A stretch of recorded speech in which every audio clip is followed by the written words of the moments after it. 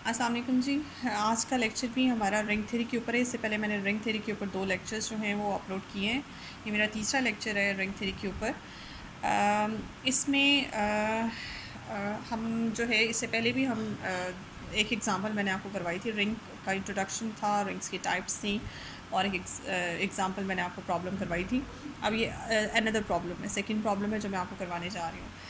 लेकिन उससे पहले मैं आपको बता दूं कि इस वीडियो को देखें और अपने कमेंट्स ज़रूर दें और इस चैनल को प्लीज़ सब्सक्राइब करें और इसको शेयर करें इस वीडियो को। अच्छा जी, स्टार्ट क्या है, थ्योरम की स्टेटमेंट क्या है कि शो करें कि G P modulo P is a field if and only if P is a prime number. अब ये मैं आपको बता चुकी हूँ कि जी पी मॉडलो वाले इंटीजर्स यानी कि the set of integers with respect to the modulo P, इसके बारे में डिस्कस हो चुका है। जी एन था, हमने जी एन के साथ पढ़ा था। तो मुख्तलिफ यहाँ पे जी के सबस्क्रिप्ट में डिफरेंट इंटीजर्स हो सकते हैं। सो इस तरह के जो सेट्स होते हैं, हमने जब रिंग्स की टाइप्स पढ़ी थी तो उसमें ये भी पढ़ा था कि ये सेट्स भी रिंग बनाते हैं। और इसमें हम थोड़ा सा और उसकी एक्सटेंडेड फॉर्म पढ़ेंगे कि ये सेट्स ना सिर्फ रिंग बनाते हैं बल्कि ये फील्ड भी बनाते हैं। लेकिन इसके लिए एक शर्त है इफ़ एंड ओनली इफ के साथ। वो शर्त ये है कि ये जो सबस्क्रिप्ट में जी के लिखा हुआ number integer, this integer should be a prime number. ठीक है जी, इसका सोल्यूशन है। इसका सोल्यूशन कैसे है? इसके लिए चूँकि इफ़ एंड ओनली इफ है, दोनों डायरेक्शंस हैं आपकी, आपने दोनों डायरेक्शंस प्रूव करनी है। इसमें आप लेट करें कि जी पी स्टार्ट में एक फील्ड है और we have to show that p is a prime number. लेकिन इसके लिए for this let us consider on contrary.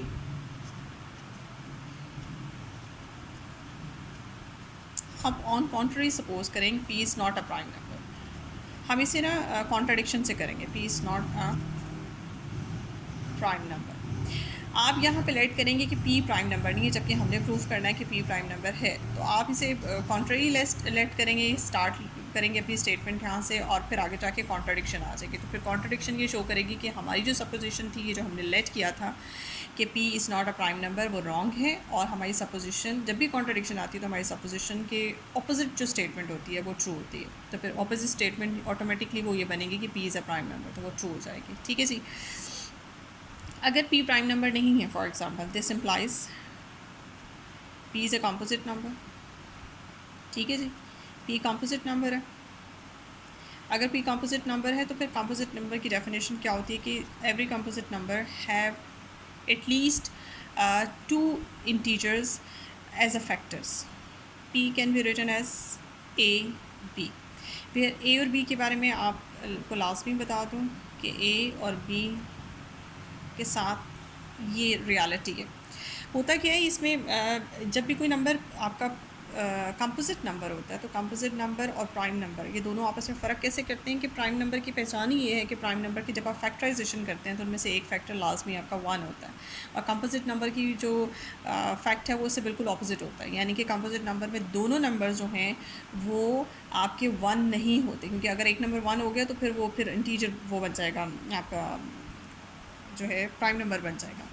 तो दोनों numbers should be greater than 1 से ग्रेटर होने चाहिए। और डेफिनेटली फैक्टर्स जो होते हैं वो उनके प्रोडक्ट से डेफिनेटली लेस होते हैं और ये दोनों नंबर p से लेस होते हैं और 1 से ग्रेटर होते हैं। तो ये एक कंपोजिट नंबर की पहचान है।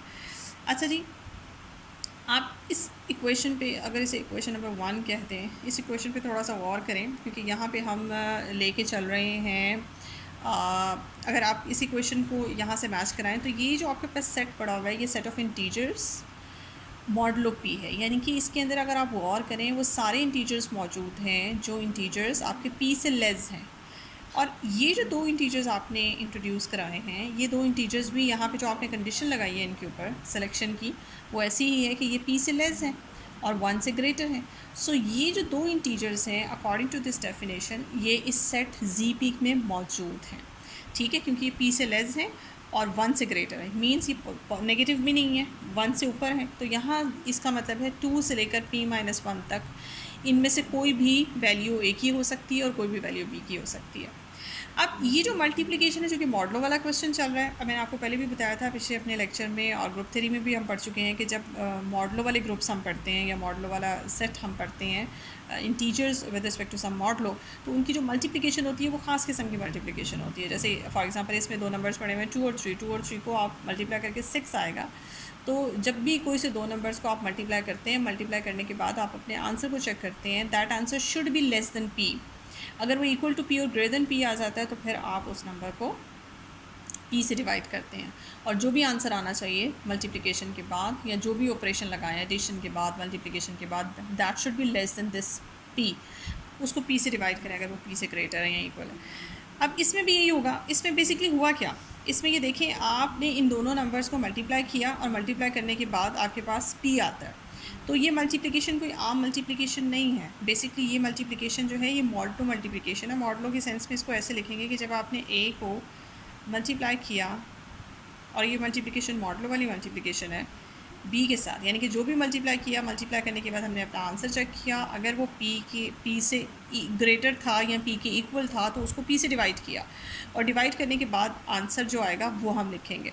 अब मैं इस इक्वेशन से, इक्वेशन नंबर 1 से डायरेक्ट ये रिज़ल्ट निकाल रही हूँ, दिस आंसर इज़ 0। अब ये ज़ीरो कैसे आप कहेंगे, क्योंकि देखिए आपने ख़ुद कहा, यहाँ पे हमने इक्वेशन नंबर 1 में लिखा कि ए बी का प्रोडक्ट जो है वो पी है। तो मैंने आपसे कहा था कि जब भी आपका आंसर जो है आपके मॉडलों की इक्वल आ जाए या मॉडलों से ग्रेटर आ जाए, तो उस आंसर को आप अपने मॉडलों से डिवाइड करते हैं। जब आप मॉडलों से डिवाइड करेंगे तो आपके पास जो भी रिमाइंडर आएगा उसको आप यहाँ लिखेंगे, ठीक है। तो जब मॉडलों के अंडर इसको देखा, ए को बी से मल्टीप्लाई करते हैं तो आंसर में आपके पास पी आता है, और पी को जब आप पी से डिवाइड करते हैं तो एक्चुअल में रिमाइंडर आपके पास 0 आता है। सो ये आपके पास है इक्वेशन नंबर 2, इसको संभाल लें।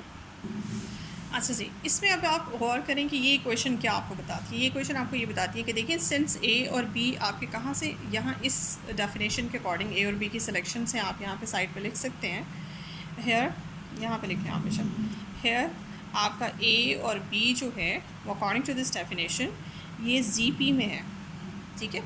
ये दो एलिमेंट जी पी के आपने उठाए। अब आप ये देखें, आप दो एलिमेंट जी पी से उठाती हैं, आप उनका प्रोडक्ट लेती हैं जो भी इस वक्त का मॉडलों वाला प्रोडक्ट है, और आंसर में आपके पास 0 आ जाता है, जबकि ए भी अपनी जगह और बी भी अपनी जगह नॉन ज़ीरो है, क्योंकि ए और बी दोनों आपने यहाँ पे कहा है कि 1 से ग्रेटर है। तो यहाँ पे आप ये देखें, ये वाली जो बात है कि इन दो नॉन ज़ीरो नंबर्स का प्रोडक्ट इक्वल्स टू 0 आ गया। ज़ीरो डिवाइज़र की डेफिनेशन होप्स हो कि आपने पढ़ी हो। ज़ीरो डिवाइज़र की डेफिनेशन मैं आपको यहाँ पे थोड़ा सा बता दूँ। ज़ीरो डिवाइज़र की डेफिनेशन क्या होती है कि एक किसी भी रिंग के अंदर कोई एलिमेंट जो है वो ज़ीरो डिवाइज़र कहलाता है अगर आप वो एलिमेंट ख़ुद नॉन ज़ीरो हो और कोई दूसरा नॉन ज़ीरो नंबर उसके साथ मल्टीप्लाई हो। यानी कि आप यूँ समझें कि एक आपने एलिमेंट सेलेक्ट किया ए किसी रिंग में से, और उसके करस्पॉन्डिंगली एक और नॉन ज़ीरो एलिमेंट आपने सेलेक्ट कर लिया उसी रिंग में से, दोनों को मल्टीप्लाई किया, मल्टीप्लाई करने के बाद आंसर 0 आ गया, लेकिन उन दोनों में से कोई नंबर भी 0 नहीं है, ख़ुद ना ए 0 है ना बी 0 है, लेकिन उनका प्रोडक्ट दोनों का 0 आ गया। अब ये जो डेफिनेशन है, तो फिर ये जो आपका ए एलिमेंट है, this is called the zero divisor. यानी कि अगर आप ए एलिमेंट की रिस्पेक्ट से कोई दूसरा नॉन ज़ीरो एलिमेंट आप सेलेक्ट कर सकें रिंग के अंदर से कि प्रोडक्ट आपके पास 0 आए, जबकि ना ए 0 है ना बी 0 है, तो फिर ए जो है इस केस में आपका ज़ीरो डिवाइज़र कहलाएगा। ये डेफिनेशन जो है ज़ीरो डिवाइज़र की रिंग के अंदर बिल्कुल इंटेग्रल डोमेन के ऑपोजिट है। इंटेग्रल डोमेन में क्या था, जब आप कोई से दो एलिमेंट्स को प्रोडक्ट 0 लेते हैं किसी रिंग के अंदर, तो उसमें से लाजमी ये रिज़ल्ट निकलना चाहिए कि एक एलिमेंट लाजमी 0 आना चाहिए। जबकि ज़ीरो डिवाइज़र ये कहता है कि अगर दो एलिमेंट्स का प्रोडक्ट इक्वल टू 0 है तो और दोनों जो हैं वो उनमें से कोई भी 0 ना हो, फिर भी उनका प्रोडक्ट 0। तो ये इंटेग्रल डोमेन और ज़ीरो डिवाइज़र की डेफिनेशन हमेशा एक दूसरे के ऑपोजिट होती है। ये बात याद रखिएगा कि अगर कोई रिंग इंटेग्रल डोमेन है तो फिर कभी भी वो कोई ज़ीरो डिवाइज़र कंटेन नहीं करेगा। अगर वो ज़ीरो डिवाइज़र कंटेन करता है तो कभी भी वो इंटेग्रल डोमेन नहीं हो सकता। ठीक है जी। अच्छा जी, इसका मतलब क्या हुआ, यहाँ से क्या रिजल्ट निकलता है, आपने दो एलिमेंट्स, इसका मतलब है आपने सेलेक्ट किए थे जीपी में से, और सेलेक्ट करने के बाद वो दो नॉन ज़ीरो एलिमेंट्स थे और प्रोडक्ट आपका 0 आ गया। This implies GP contains zero divisor. GP जो है वो ज़ीरो डिवाइज़र कंटेन करता।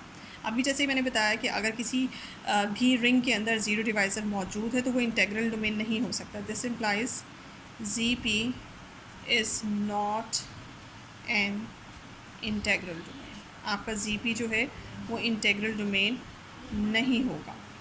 अब ये जो आपने रिज़ल्ट निकाला है सेकेंड वाला कि GP is not integral domain, this is against the fact. क्यों? This is not possible, this is, या आप कह सकते हैं a contradiction to our given assumption. जो हमारी इस वाले पार्ट में एजम्पशन थी, वो एजम्पशन क्या थी? Assumption that G P is field. हमने एज्यूम किया हुआ है कि G P is field, G P जो है वो फील्ड है। जो फील्ड होता है, मैंने आपको पिछले लेक्चर में बताया था, जो फील्ड होता है, जो सेट, वो हमेशा इंटेग्रल डोमेन होता है। इसका मतलब है जी पी तो फील्ड भी है और जी पी जो है वो इंटेग्रल डोमेन भी है। और यहाँ पे आप रिज़ल्ट जो निकाल रहे हैं वो आप कह रहे हैं कि G P is not an integral domain. तो ये कहना कि G P is not an integral domain, ये मेरी एजम्पशन के ख़िलाफ़ है। मेरी एजम्पशन में जी पी तो फील्ड है और फील्ड जो है हमेशा में इंटेग्रल डोमेन होता है। तो यहाँ आ गई आपके पास contradiction. This implies P is a prime. यहाँ मैं डायरेक्टली आपको लिख के दे रही हूँ कि P जो है वो एक प्राइम नंबर है। क्यों? क्योंकि मेरी एजम्पशन जो है वो रॉन्ग हो गई। मेरी एजम्पशन ये थी कि P is a composite number, P is not a prime number. So मेरी एजम्पशन रॉन्ग होगी, तो मेरी एजम्पशन के ऑपोजिट पार्ट जो है वो मैंने डायरेक्ट लिख दिया कि वो ट्रू हो गई। ठीक है जी, अब कॉन्वर्सली करते हैं। अच्छा जी, अब कॉन्वर्सली की तरफ आते हैं। कॉन्वर्सली मैंने यहाँ पे आपको बता दूँ, अब हम लेट करेंगे कि P हमारे पास एक प्राइम नंबर है और हमने शो ये करना है कि जी पी जो है वो आपके पास फील्ड है। अब ये देखें, जी पी को फील्ड दिखाने के लिए हम ये वाला थ्योरम इस्तेमाल करेंगे। देखिए, हमें सिंस ये पहले से पता है कि जी पी जो है वो एक रिंग है। ठीक है, जब मैंने आपको बिल्कुल स्टार्ट में एग्जांपल्स बताई थी रिंग की, तो जी पी रिंग तो है। अब रिंग इसे प्रूव करने की आपको ज़रूरत नहीं है, आपने इसे फील्ड दिखाना है। यानी कि आपको फील्ड की 11 कंडीशंस चाहिए होती हैं, उसमें से 8 कंडीशंस रिंग की तो इस पर सेटिस्फाई होती हैं। ठीक है, बाकी आपने 3 कंडीशंस और सेटिस्फाई करके दिखानी है। वो 3 कंडीशंस में मल्टीप्लिकेटिव इन्वर्स, मल्टीप्लिकेटिव आइडेंटिटी और आपके पास कम्यूटेटिव लॉ था। लेकिन इसके लिए हम वो 3 लॉ प्रूव करने के बजाय एक शॉर्ट टेक्निक इस्तेमाल करेंगे, ये थ्योरम की स्टेटमेंट इस्तेमाल करेंगे। ये थ्योरम आपको अगर याद हो, इसका कॉन्वर्स पार्ट मैंने आपको पिछले थ्योरम में पिछली वीडियो में करवाया था। वो ये था कि जैसे कि अभी मैंने पीछे भी इसके आपको बताया कि हर फील्ड इंटेग्रल डोमेन होती है। ठीक है, लेकिन मैंने आपको जब ये थ्योरम करवाया था कि हर फील्ड इंटेग्रल डोमेन होती है अपने पिछले लेक्चर में, तो उसमें मैंने आपको कहा था converse of this statement is not true, यानी कि हर इंटेग्रल डोमेन फील्ड नहीं होती है, कॉन्वर्स ट्रू नहीं है। उसका कॉन्वर्स थोड़ी सी चेंजिंग्स के साथ ट्रू है, और वो थोड़ी सी चेंजिंग्स क्या है? हर इंटेग्रल डोमेन तो फील्ड नहीं होती, लेकिन हर फाइनाइट इंटेग्रल डोमेन फील्ड होती है। यानी कि जो भी सेट इंटेग्रल डोमेन है वो सेट फाइनाइट होना चाहिए, फिर वो फील्ड बनेगा। सिंपल इंटेग्रल डोमेन फील्ड नहीं होती। सो ये जो कॉन्वर्स है ये थोड़ी सी चेंजिंग्स के साथ या एडिशनल चेंजिंग्स के साथ ये ट्रू है। ये एक स्टेटमेंट है, ये आपको इजीली कहीं भी इसका प्रूफ आपको मिल जाएगा अपनी बुक्स पे। ये रिज़ल्ट हम इस्तेमाल करेंगे इस वक्त अपने जीपी को फील्ड दिखाने के लिए। अब जीपी के बारे में देखें, जीपी आपके पास रिंग तो है, and also G P is finite because इसके अंदर नंबर ऑफ़ एलिमेंट्स कितने हैं? इसके अंदर नंबर ऑफ़ एलिमेंट्स जो हैं वो p एलिमेंट्स मौजूद हैं। तो ये फाइनाइट सेट तो है, फाइनाइट सेट है। और अगर ये इंटीग्रल डोमेन भी बन जाता है तो फिर ऑटोमेटिकली ये फील्ड होगा। ठीक है, तो रिंग ये ऑलरेडी है, फाइनाइट ये ऑलरेडी है, सिर्फ आपने जो काम करके दिखाना है वो ये कि ये इंटीग्रल डोमेन है। और इंटीग्रल डोमेन हमें पता है कि हम कैसे प्रूव करते हैं। इंटीग्रल डोमेन के लिए आपने we have to show ZP is integral domain. For this, let इसमें से आपने कोई से 2 एलिमेंट्स उठाने हैं ZP में से। ठीक है जी, और आपने क्या दिखाना है? आपने दिखाना है, आपने ऐसे 2 एलिमेंट्स उठाए जिनका प्रोडक्ट 0 है, और फिर फाइनली आप ये शो करेंगे कि उनमें से या A 0 है या B 0 है। ठीक है जी, एंड A और B का जो प्रोडक्ट है दैट इज़ 0। और ये प्रोडक्ट जो है ये आम प्रोडक्ट नहीं है, ये मॉडलों वाली मल्टीप्लिकेशन हो रही है आपके यहाँ पे, क्योंकि ये जीपी जो है वो आपका एक मॉडलों का सेट है। ठीक है जी, आपने मल्टीप्लाई किया, आंसर में 0 आ गया। अब फाइनली मुझे दिखाना है कि ए भी नॉन ज़ीरो है और बी भी नॉन ज़ीरो है। अब आप ये देखें कि मॉडलों में अगर आपके पास मॉडलों वाली मल्टीप्लिकेशन में 2 नंबर्स का प्रोडक्ट अगर आपके पास 0 आ जाता है तो उसका मतलब यही होता है कि आपके पास इसका जो भी आंसर आया होगा आपने उससे p से डिवाइड किया होगा, और p से डिवाइड करने के बाद आपके पास रिमाइंडर 0 आया होगा। अब वो जो भी नंबर होगा डेफिनेटली अगर हम उसे p से डिवाइड करें तो रिमाइंडर कब 0 आ सकता है? वो रिमाइंडर तभी 0 आ सकता है कि जब वो आंसर या तो p हो या p का मल्टीपल हो। This implies AB is the multiple of P, क्योंकि पी या तो पी को पूरा पूरा डिवाइड करके ज़ीरो देगा, या पी का कोई मल्टीपल आए तो उसको जब आप पी से डिवाइड करेंगे तो भी आंसर ज़ीरो आएगा। ठीक है जी, इसका मतलब ये हुआ पी जो है वो डिवाइड करता है पूरा पूरा ए बी को। तो आप डिवाइड का साइन इस तरह से डालेंगे, पी डिवाइड्स ए बी। अब पी जो है आपके पास एक प्राइम नंबर है, और प्राइम नंबर्स की नंबर थ्योरी में आप इस तरह के काफ़ी थ्योरम्स छोटे छोटे कर चुके हैं। जब प्राइम नंबर के ऊपर ये बात ट्रू होती है कि जब प्राइम नंबर दो नंबर्स के प्रोडक्ट को डिवाइड करता है तो लाजमी है उन दोनों में से किसी एक को लाजमी डिवाइड करेगा। दिस इम्प्लाइज पी ए को या तो डिवाइड कर रहा है, या पी जो है वो पूरा पूरा बी को डिवाइड करता है। अब इसके बाद ए और बी क्या है? अच्छा जी, ए और बी पे थोड़ा सा गौर कर लें। ए और बी आपने सेलेक्ट किए थे जीपी में से, और जीपी के अंदर जितने भी एलिमेंट्स पड़े हुए हैं वो सब एलिमेंट ज़ीरो से स्टार्ट होके p-1 तक जाते हैं। अब यहाँ पे साइड पे मैं लिख सकती हूँ कि हमारे जो ए और बी हैं इनकी वैल्यूज़ ज़ीरो से लेकर p-1 तक है, यानी कि ये दोनों नंबर्स जो हैं वो p-1 तक इनकी वैल्यूज़ हैं, यानी कि p से तो लेस हुए। अब अगर ये p से लेस हुए तो हाउ इट इज़ पॉसिबल कि आपका p जो है वो a को भी डिवाइड करे या b को डिवाइड करे? अपने से लेस नंबर को कैसे डिवाइड कर सकता है? So this is not possible case. और ये पॉसिबिलिटी सिर्फ तब बनती है जब आपके पास, आप इसे लिख लें, 1 कह दें, क्वेश्चन नंबर 1 कह दें या 3 कह दें, क्योंकि 1 और 2 हम पहले कह चुके हैं। By 3 fact is only true only if a is equals to zero. देखिए, कोई भी नंबर अपने से छोटे नंबर को कभी भी डिवाइड नहीं करता, वो सिर्फ तभी डिवाइड कर सकता है जब वो नंबर ज़ीरो, क्योंकि ज़ीरो को हर नंबर डिवाइड करता है, उससे बड़ा भी डिवाइड करता है।